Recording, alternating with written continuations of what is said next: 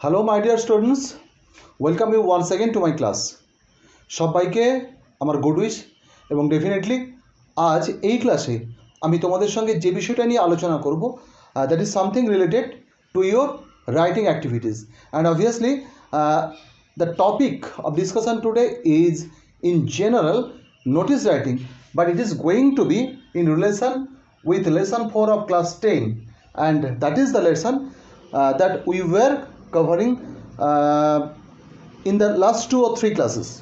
অর্থাৎ শেষ 2-3টে ক্লাসে আমরা যে লেসনটাকে কভার করার চেষ্টা করছি তার একদম শেষ প্রান্তে এসে আমরা পেয়েছি রাইটিং অ্যাক্টিভিটি এবং লেসন 4-এ আইটেম নাম্বার 6 যেটা রয়েছে এক্সারসাইজে সেটা আমরা দেখতে পাচ্ছি একটা নোটিশ রয়েছে। প্র্যাকটিক্যালি নোটিশ রাইটিং এই ব্যাপারটা আমাদেরকে একটু ভালোভাবে শিখে রাখা দরকার, তার কারণ অ্যাকচুয়ালি এটা আমাদের পরীক্ষার একটা গুরুত্বপূর্ণ বিষয়, বা পরীক্ষাতে এই ধরনের টপিক থেকে রাইটিং প্রায়শই আসে রাইটিং পিস, সেটা যেরকম ঠিকই ইন ফিউচার যদি আমরা কোনো একটা বড় পোস্ট হোল্ড করি বা কোনো পোস্ট হোল্ড করি তখন আমাদের নোটিশ সার্ভ করতে হতে পারে। সো এটাকে মাথায় রেখে কিন্তু আমাদের নোটিশটা শিখতে হবে। আমি তর্কের খাতিরে ধরে নিচ্ছি যে অনেকেই হয়তো আমরা পোস্ট হোল্ড করব না, কিন্তু তাও যদি আমরা করি তাহলে আমাদের এটা জানতেই হচ্ছে। তার থেকেও বড় কথা, keeping in view the exam purpose, we must have some command over this segment of writing activities, that is your notice writing. এবং প্র্যাকটিক্যালি নোটিশ রাইটিং প্রসঙ্গে কতগুলো বেসিক কথাবার্তা বলে নেওয়ার দরকার আছে, সেই ব্যাপারটা আগে আমি ক্লিয়ার করে নিই।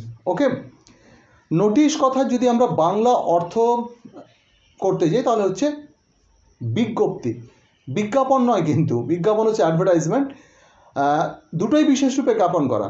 বিজ্ঞাপন বা বিজ্ঞপ্তি দুটো কথারই উৎস হচ্ছে গিয়ে ওই বিশেষ রূপে জ্ঞাপিত কিছু একটা। তো নোটিশ আর অ্যাডভার্টাইজমেন্ট ডেফিনেটলি দুটো আলাদা ব্যাপার। নোটিশের যে বাংলাটা করলাম আমরা বিজ্ঞপ্তি, মানে হচ্ছে বিশেষ রূপে জ্ঞাপিত তথ্য, অর্থাৎ বিশেষ রূপে মানে with special importance, with special seriousness আমরা যে সমস্ত তথ্যগুলোকে একটা নির্দিষ্ট ক্রাইটেরিয়া মেনটেন করে, ফরম্যাট মেনটেন করে তুলে ধরি অনেকের জ্ঞাতার্থে, তখন সেই উপস্থাপনটাকে আমরা বলি নোটিশ বা বিজ্ঞপ্তি। তো প্র্যাকটিক্যালি এই ব্যাপারটা মাথায় রাখতেই হবে, এবং এই বিষয়টা মাথায় রেখে আমাদের পরের প্রশ্নটা উঠে আসে, নোটিশ কে লেখে বা কে লিখতে পারেন? উত্তরটা কিন্তু আমি একটুক্ষণ আগে অন্য একটা প্রসঙ্গে ইনডিরেক্টলি দিয়ে দিয়েছি, যে কোনো একজন পোস্ট হোল্ডিং পার্সোনালিটি, সে পোস্টটা খুব বড় মাপের পোস্ট হোক কি অতটা বড় মাপের নাই হোক, অথরাইজড মোটামুটি, যদি আমি সরকারি স্বীকৃত ব্যাপারটা ছেড়েও দিই, কিন্তু অথরাইজড বলতে it is simply approved by a group of people.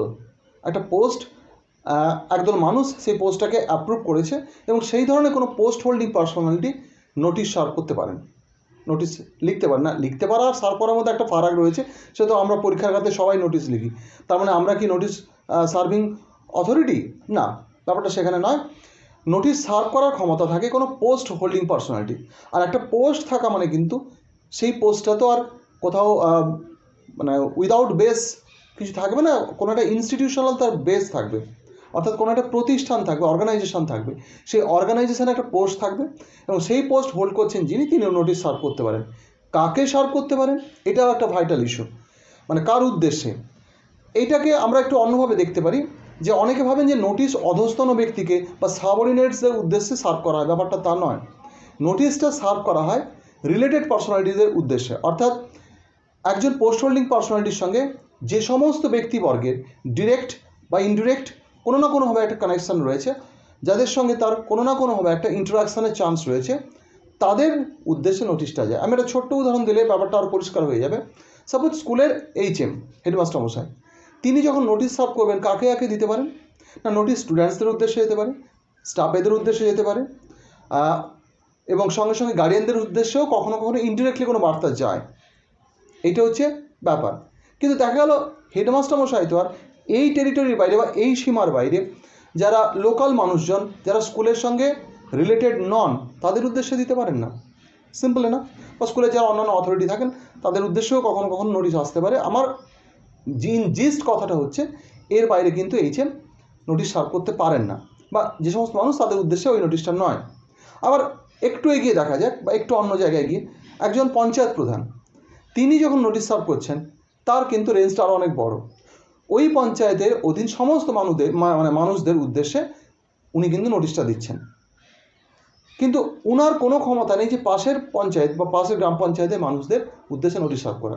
তাহলে মোটামুটি আমরা এই ব্যাপারে একটা কনক্লুশনে পৌঁছতে পারি যে একজন পোস্ট হোল্ডিং পার্সোনালিটি তার সঙ্গে রিলেটেড কোনো না কোনোভাবে রিলেটেড মানুষদের উদ্দেশ্যে তিনি নোটিশটা সার্ভ করতে পারেন। এবং লাস্ট অফ অল যেটা মাথায় রাখতে হবে, নোটিশ ব্যাপারটা কিন্তু খুবই গুরুত্বপূর্ণ বিষয়ে লেখা হয়, মানে খুবই গুরুত্বপূর্ণ এই অর্থে, অর্থাৎ এই তথ্যটা অনেকের জানার দরকার। না জানলে কোথাও না কিছু একটা সমস্যা হতে পারে, কোনো না কোনো একটা সমস্যাকে ফেস করতে পারেন।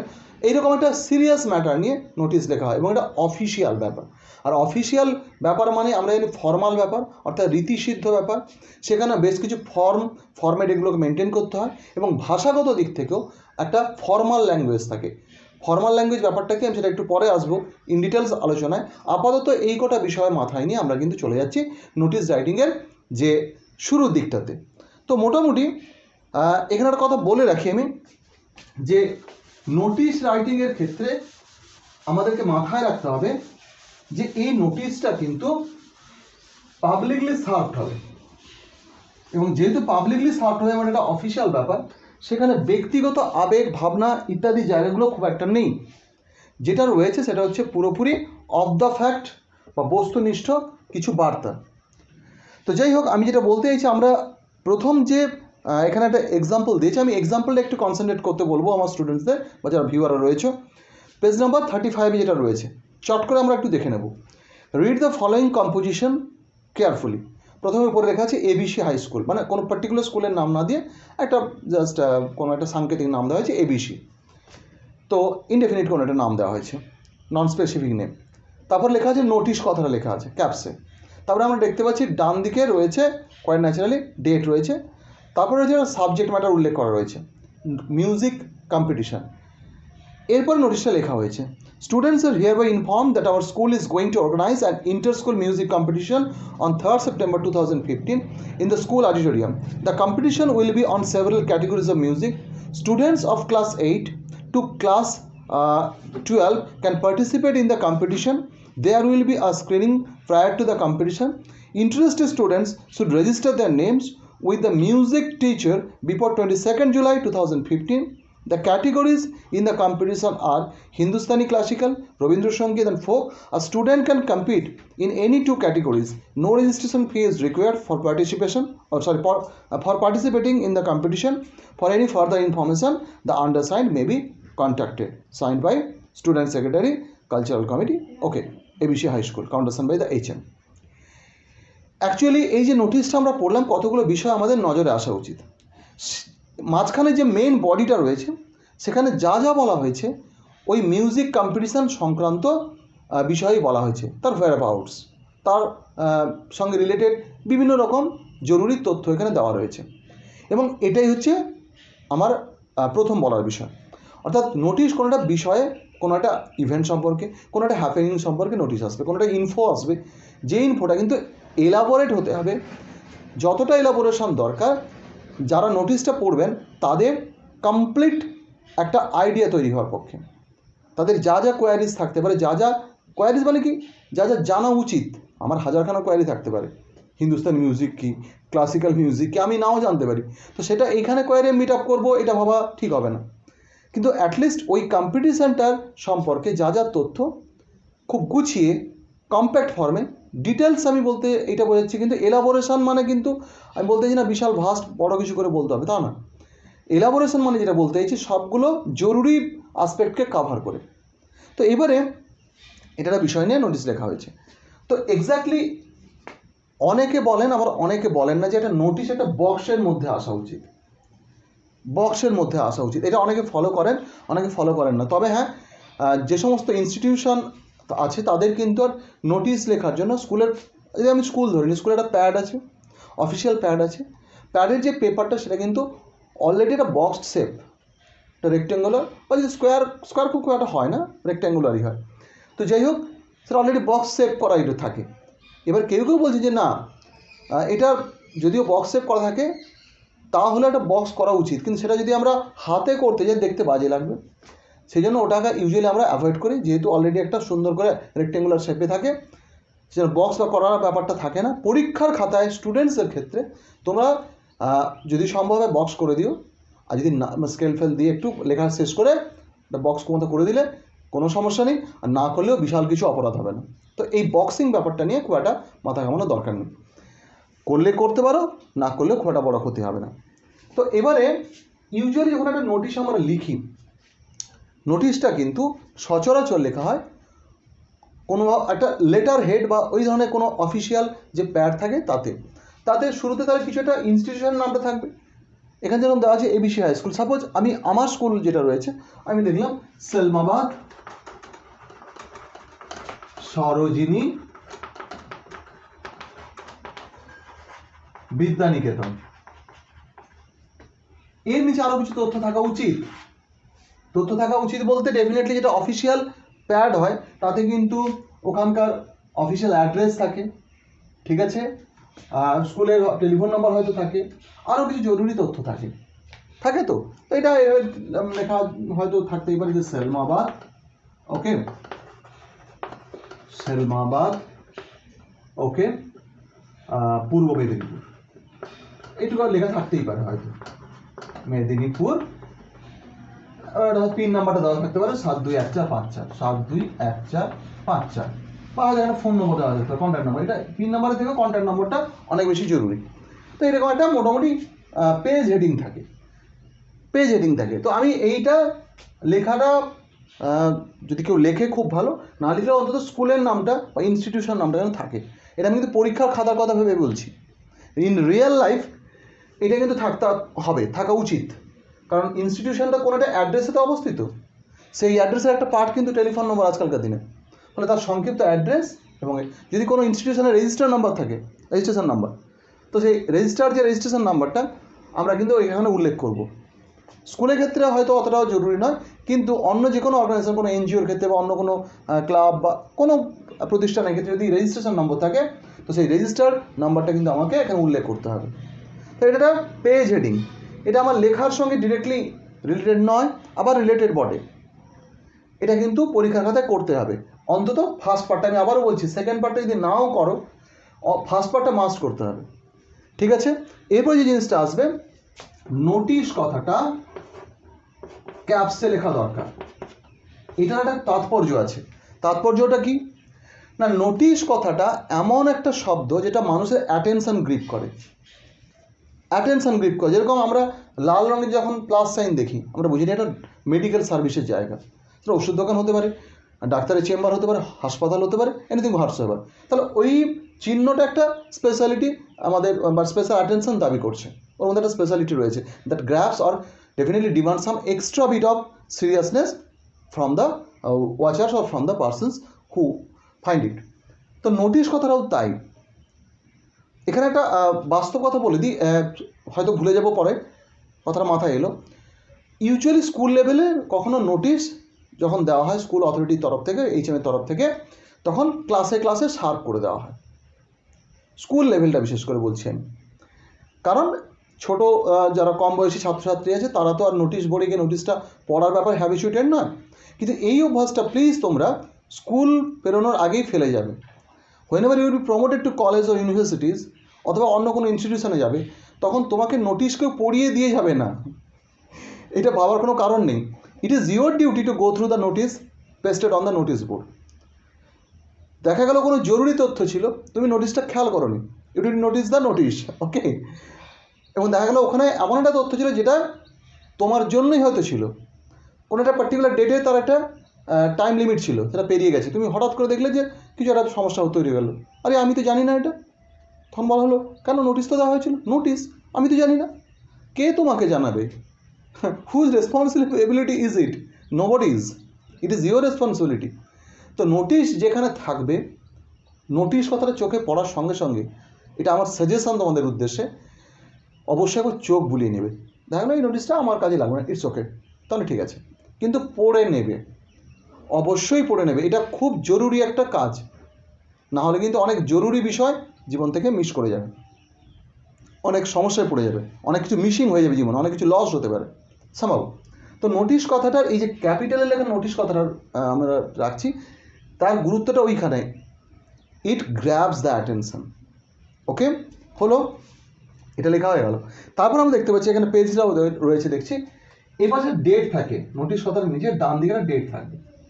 ঠিক আছে, আজকে আমি ধরি যে আজকে হচ্ছে সাপোজ 18 তারিখ, জানুয়ারি, ফেব্রুয়ারি, মার্চ, এপ্রিল, মে, জুন।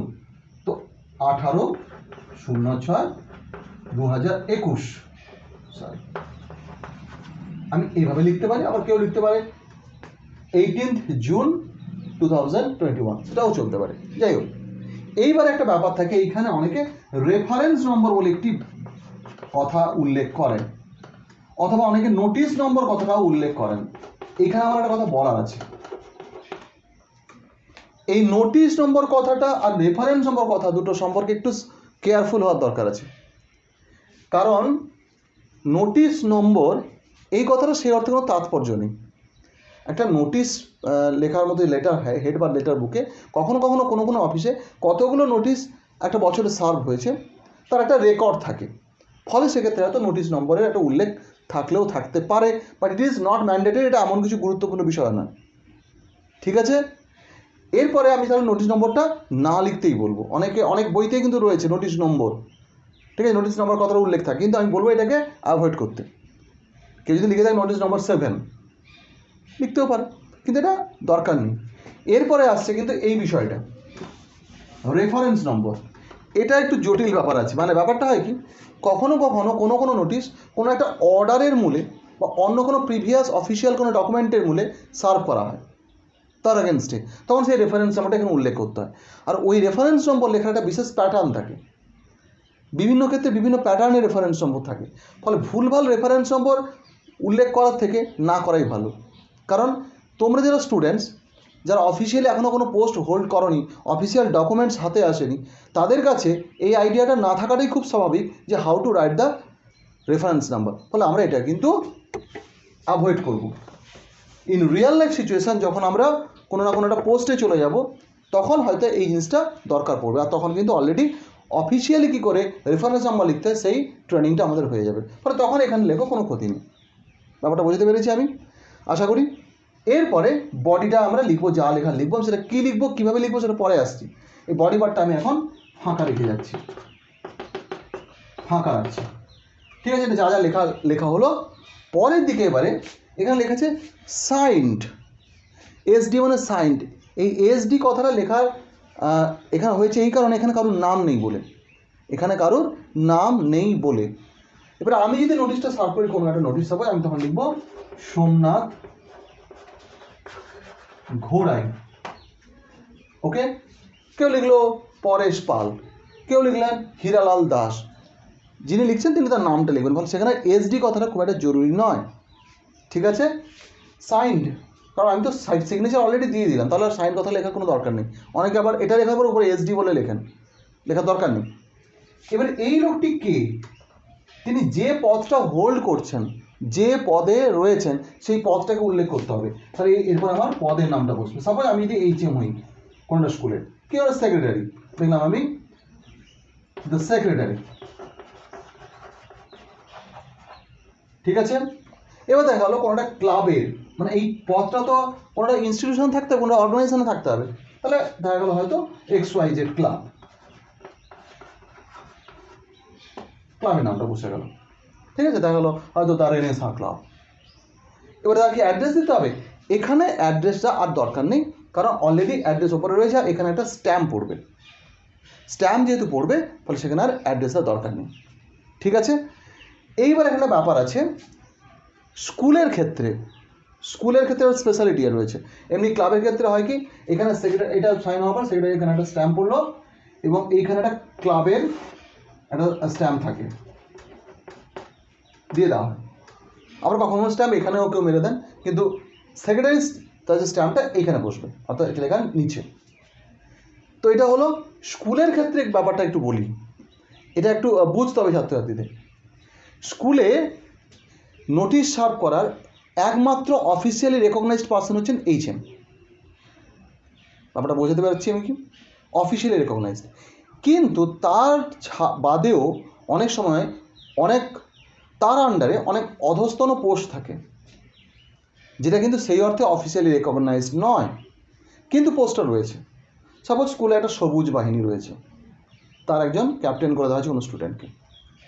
এটা দেখা গেল কালচারাল সাব কমিটি রয়েছে, কালচার সাব কমিটির প্রধান কোনো একজন শিক্ষক বা শিক্ষিকা। দেখা গেলো এনএসএস ইউনিট রয়েছে, তার একজন ইউনিট হেড রয়েছে, তো সেটা একটা পোস্ট।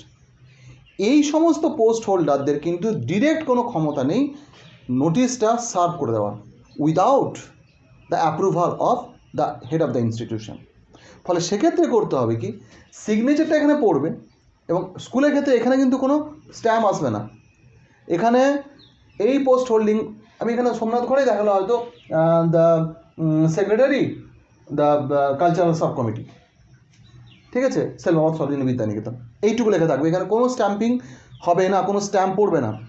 মাঝখানে এটা কি পড়বে, স্কুলের মেন স্ট্যাম্পটা, এবং এপাশে পড়বে কি কাউন্টার সাইন্ড, এই কথাটা লিখতে হবে, কাউন্টার সাইন্ড বাই HM বা হেডমাস্টার, বাই দ্য হেডমাস্টার অথবা হেডমিস্ট্রেস অথবা হেড অফ দ্য ইনস্টিটিউশন, এই কথাটা লিখতে হবে। লেখার পরে এইখানে একটা 4 কোণে লিখব HM's সিল, ঠিক আছে, HM's সিল, ঠিক আছে, আমরা এটা লিখব। অ্যাকচুয়ালি এটা কেন হলো, এইটা যতক্ষণ না আসছে হেডমাস্টার মশাই, যতক্ষণ না সই করছেন, আমি যদি স্কুলের হেডমাস্টার মশাইয়ের নাম জেনেও থাকি এখানে লিখবো না। কিন্তু সাপোজ আমার স্কুলের হেডমাস্টার মশাইয়ের নাম দেখা গেলো লক্ষ্মীকান্ত মাইতি বাবু, তো আমাদের স্কুলে কোনো ছাত্র এটা তার লেখার মোটেই দরকার নেই যে কাউন্টার সাইন বাই অমুক। তো এটা একটা ব্যাপার। দ্বিতীয় ব্যাপার হচ্ছে কি, এই কথাটা লিখতে হবে, এই কথাটাই লিখতে হবে counter sign by the head of the institution অথবা by the headmaster or by the headmistress, দিয়ে নিচে একটা গোল একটা সিল, এখানে আমি স্ট্যাম্প না বলে সিলও লিখতে পারি, সিল কথাটা লিখতে পারি এখানে। তো এটা হওয়ার পরে নোটিশটা তখন যাবে। তো এইবারে একটা গুরুত্বপূর্ণ কথা বলার রয়েছে, the students should avoid writing the original name of their schools while facing the exam or sitting for the exam either MP or HS। মানে আমি বলতে চাইছি যেগুলো বোর্ডের পরীক্ষা, আমি মাধ্যমিক HS মানে এটাই বলতে চাইছি, বোর্ডের যেগুলো পরীক্ষায় এটা অ্যাভয়েড করা উচিত।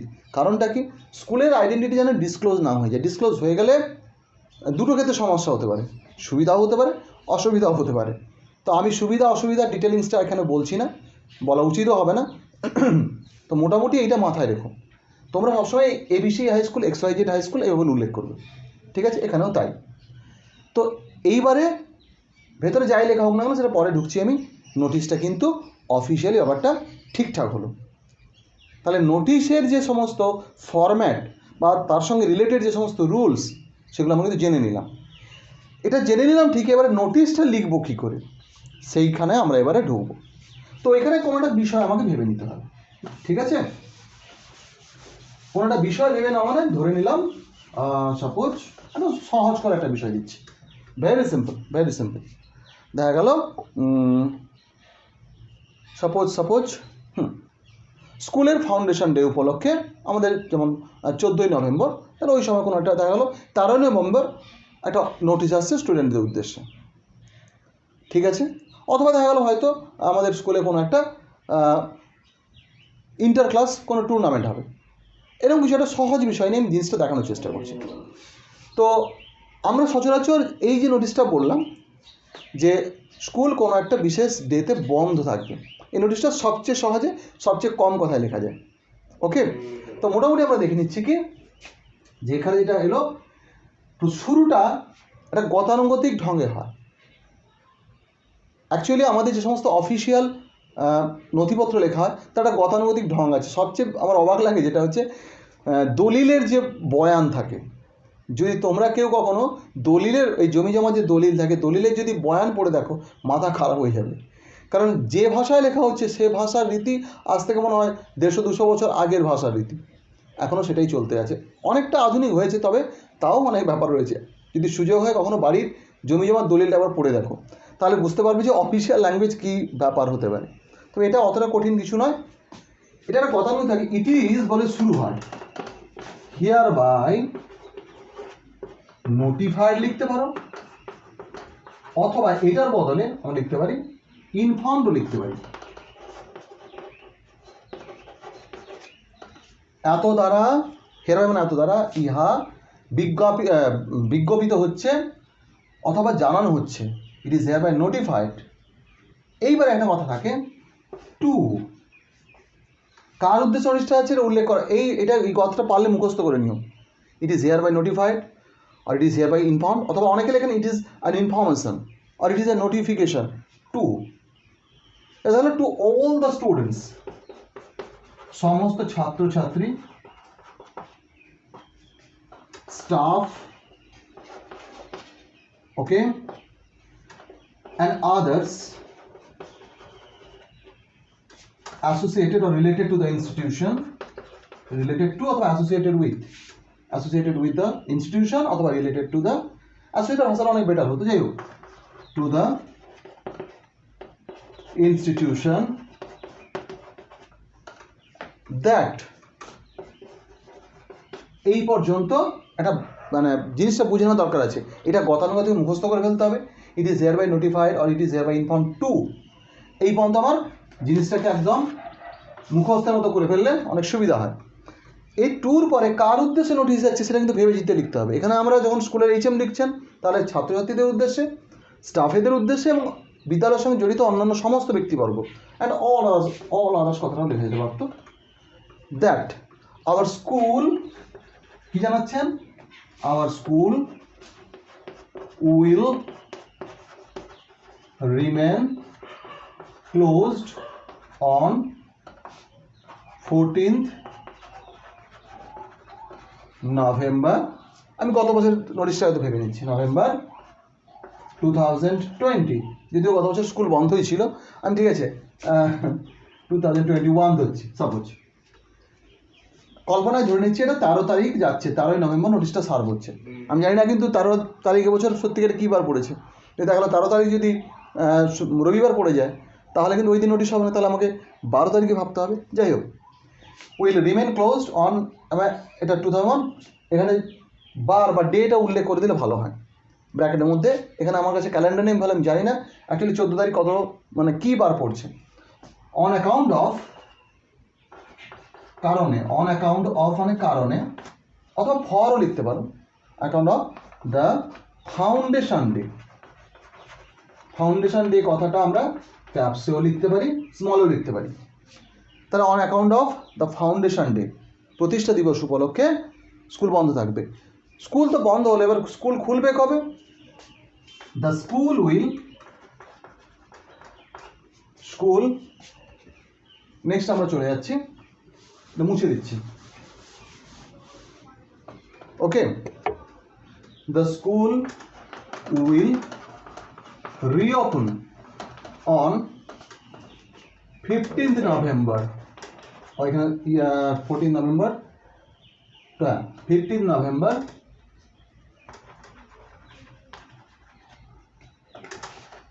2021, এখানে ব্র্যাকেটে আমরা মানডে টুইসডে কি ডে হচ্ছে এটা উল্লেখ করে দেবো, ঠিক আছে। নভেম্বর, কটার সময় খুলবে? at 10:30 AM অ্যাজ ইউজুয়াল, মানে এখানে অ্যাজ ইউজুয়াল মানে অ্যাজ ইউজুয়ালি, এখানে যদি আমরা লিখি as usual but it is functioning as adverb, কেউ যদি লিখে অ্যাজ ইউজুয়ালি 100% কারেক্ট, ঠিক আছে। এরপরে কোনো থ্যাঙ্কিং কোনো বিষয় এখানে ব্যাপার আসবে না, নোটিশে অতিরিক্ত কথা বলার কোনো জায়গা নেই, আর ব্যক্তিগত আবেগ দেখানোর কোনো একটা জায়গা নেই, একদম অফ দ্য ফ্যাক্ট যেটুকু লেখার কথা ওইটুকু আমাকে লিখতে হবে, ঠিক আছে। এরপরে অ্যাজ ইউজুয়াল হয়ে গেল। এবার দেখা গেল সাপোজ স্কুলে যিনি এইচএম তিনি লিখছেন, ঠিক আছে, দেখা গেল লক্ষ্মী কান্ত মাইতি হয়েছে, দ্য হেডমাস্টার, ওকে, সেলমাবাদ সরোজিনী বিদ্যানিকেতন, ব্যাস উপরে ডেট আমি ওখানে ডেটটা ডান দিকে যে ডেটটা সেটা দিয়ে দিয়েছি, উপরে ডান দিকে কোণে উপরে নোটিশ বোর্ড লেখা হয়ে গেছে, উপরে লেটার হেড বা প্যার হেড ছিল লেখা হয়ে গেছে। এইবারে এইখানে seal of HM of the HM, আর এখানে হবে গোল seal, seal of the school, seal of the school, এটা লিখে দিলাম। এবারে এটা কমপ্লিট হয়ে গেল। তাহলে আমাদের নোটিশ লেখার ক্ষেত্রে একটা জিনিস আমি বারবার করে বলছি, এইখানে এইটুকুই দরকার ছিল। কতটুকু দরকার ছিল না, আমাদের স্কুলটা বন্ধ থাকবে এত তারিখে খুলবে, এইটুকুই জানানো দরকার ছিল। এর বাইরে আর একটা কথা এক্সট্রা কি এখানে কিছু বলার দরকার নেই। যদি দরকার থাকে তখন বলতাম যে স্কুল খোলা পরিবর্তে ওই দিন অনুষ্ঠান হবে, তাহলে আসতো যে একটা ওখানে অবজারভেন্স হবে, অবজারভেন্সে কিছু কালচারাল পারফরমেন্স দেওয়ার জন্য স্টুডেন্টসদের বলতে হতো, বা অন্যান্য কিছুই থাকতো তখন বলতে হতো। তো টু বি প্রিসাইজ, নোটিশ লিখতে হবে তিনটে বিষয় মাথায় রেখে, কার উদ্দেশ্যে লিখছি, কী বিষয় নিয়ে লিখছি, এবং কি কি জিনিস ওই বিষয়ে জানানোর দরকার আছে। আর যে সমস্ত টেকনিক্যাল বিষয়গুলো বললাম সেগুলো তো অবশ্যই মাথায় রাখতে হবে। অ্যাকচুয়ালি এতক্ষণ যে আলোচনাটা হলো সেটা কিন্তু ইন জেনারেল নোটিশ রাইটিং সম্পর্কে আমরা আলোচনাটা করলাম, এবং এখানে আমি যে কথাগুলো বলেছি সেগুলোকে একটু অন্যভাবে বলেছে, ওইটা জাস্ট আমরা শেষ করে নেব। The above piece of writing is called a notice, it has certain features, যে ফিচার্সগুলো আমি এতক্ষণ আলোচনা করেছি। They're as follows, a specific format is use, এতক্ষণ সেই ফরম্যাট নিয়ে আমরা আলোচনা করলাম, কী কী মানে ওখানে ক্রাইটেরিয়া ফলো করতে হবে। The name of the organisation or institution is mention, উপরে যেটা বললাম আমি, প্রতিষ্ঠান বা যে সংগঠনের নাম উল্লেখ করতে হবে। The word notice is written in capitals, কেন ক্যাপিটাল সেটা বলে নিয়েছি, নোটিশ কথাটা কেন ক্যাপিটাল লিখতে হবে। ক্যাপিটাল লেটার্স আর also used in the heading for the name of the organisation, ওপরে যে নামটা লিখেছি সেটা ক্যাপিটাল লেখা উচিত, লিখলে ভালো, না লিখলে যদি কেউ প্রথমটা ক্যাপিটাল পরেরটা স্মল লেখে কোনো সমস্যা নেই। Are also for the topic, এইখানে একটা কথা আছে, টপিকটা আমি এখানে কিন্তু ছেড়ে গেছিলাম। টপিকের ক্ষেত্রে বলি কি, টপিক যে যদি বলে দিই আমি নোটিশটা কি নাম, holiday on account of foundation day. ম্যাটারটা হচ্ছে এই নিয়ে দুটো মত আছে টপিক মেনশনিংয়ের ক্ষেত্রে। কেউ কেউ বলেন নোটিশ এই শব্দটা যেহেতু গুরুত্বপূর্ণ, তার মানে পুরোটা পড়ার দরকার আছে। Any person is suppose to go through the entire piece of writing, তাহলে শুধু যদি আমরা টপিক কথাটা ওখানে উল্লেখ মানে টপিক ব্যাপারটা মেনশন করে দিই, তাহলে কেউ ওইটুকু পড়ে মনে হতে পারেন সব জেনে গেছি, তাহলে সে ডিটেলসটা পড়বে না, তাহলে ওখানে টপিক উল্লেখ করা দরকার নেই। আবার কেউ বলতে পারেন যে না, টপিকটা উল্লেখ করার দরকার আছে, কারণ স্পেসিফাই করা যাবে। তাহলে নোটিশ দেখলাম, নিচে টপিক দেখলাম যে ও এটা মিউজিক কম্পিটিশান, আমি তো মিউজিকের ধারে কাছে লোক নেই, আমার কাছে সুরের কোনো টাচই নেই, তাহলে আমি এখানে আমার পড়ে কিছু লাভ নেই, তাহলে মানুষের হ্যারাসমেন্টটা কমবে। আমার মনে হয় এটা উল্লেখ করা উচিত। তাই এই যে নোটিশটা আমি বডি অফ দ্য নোটিশ দেখালাম, তারা কেউ লিখতেই পারো তোমরা, বা লেখা উচিতও হয়তো হবে, holiday on account of foundation day, এইটুকু মেনশন করে দেওয়া যেতে পারে। হয়ে গেল। The date of the notice is written generally on the top right hand of the notice, বা এই কর্নারটা আমরা লিখব। The caption of the topic of the notice should be written, এটা বললাম আমি এতক্ষণ। ওকে, তো the notice is to be signed by the issuing authority, যিনি লিখছেন তার সইটা থাকতে হবে, and counter signed by the head of the institution. আমি বিস্তারিত হয়ে বলেছি, যেখানে হেড অফ দ্য ইনস্টিটিউশন নিজে লিখছেন, তার আর কারোর দ্বারা কাউন্সিলর সাইনিং হওয়ার দরকার নেই। কিন্তু যখন সাবঅর্ডিনেটকে নোটিশ সার্ভ করছেন কোনো পোস্ট হোল্ডিং পার্সোনালিটি, তাকে কিন্তু হেড যিনি রয়েছেন তার ইমিডিয়েট বস, তার দ্বারা কিন্তু সাইন্ড হতে হবে, অথবা যিনি মেন বস তার দ্বারা কাউন্টার সাইন্ড হতে হবে। The content of the notice should include all specific information in detail, যেটা আমি এতক্ষণ ধরে বলেছি, যা যা জরুরি তথ্য জানাতে হবে। The notice should B enclosed within a box, এই পয়েন্টটা আমি প্রথম বলে নিয়েছি, বক্স দেওয়ার ব্যাপারটা দিতেও পারো নাও দিতে পারো। তো এটা হচ্ছে ইন জেনারেল একটা ডিসকাশন আমি আজকে করলাম এতক্ষণ ধরে নোটিশ রাইটিং সম্পর্কে। তারপরে যে বিষয়টা স্পেসিফিক একটা টপিকের উপর নোটিশ রয়েছে, সেটা কিন্তু আমরা আজকে যেহেতু অনেকটা সময় বেরিয়ে গেছে, এই ক্লাসে আর করবো না। We would definitely cover it in the following classes or in one of the following class. Okay, so আজকে এই পর্যন্ত। Meet you in the next class, maybe with this particular topic or any other topic that we may choose. তবে এখানে যে টপিকটা রয়েছে এটা নিয়ে করা যেতেই পারে, কোনো অসুবিধা নেই, তাতে তোমাদের টেক্সট পার্টটা পুরোটা কাভার হয়ে যাবে।